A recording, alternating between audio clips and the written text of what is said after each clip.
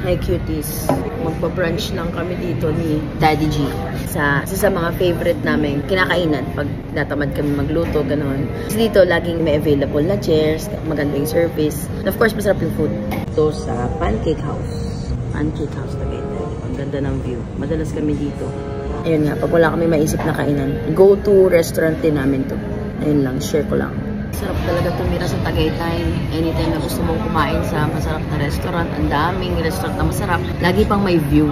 Imagine, magba-brunch ka, tapos ito yung nakikita mo. Wow, Maui! Dito pa sa Pancake House, hindi masyadong mahal yung food. Pero ayan, ang ganda ng view. Diba? Unang dumating, Coke Zero. Choing! Okay, next, tacos. Sweet view. Sarap. Let's eat tacos.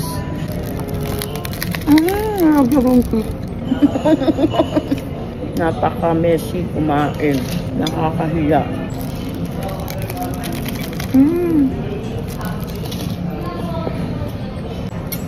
Sarap talaga kumain. Ang gulo-gulo pa ng buko. Yung tipong halos kagigising ko lang. O hindi, joke lang. Ano oras na ba ngayon? Sarap.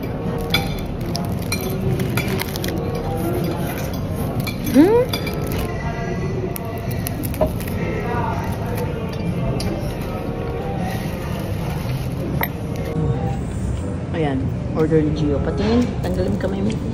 Chicken, spaghetti, bread, leather tacos, and brownie. Ito yung order ko. Ayan. Mag-focus Yan pa, meron pa doon. Yan.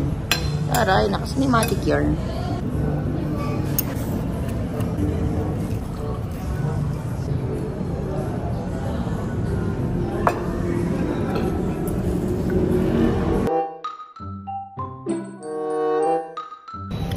Lagi talaga kami dito kumakain. Sabi pa ng isang server, bakit daw dalawa lang kami ni Gio ngayon.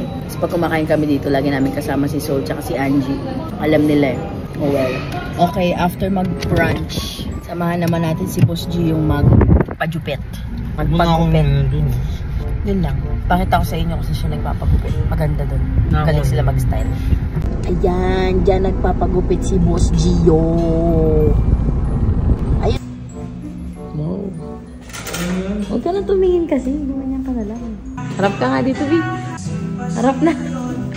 Ganda ng buhok mo. Nice one. Clean look yarn.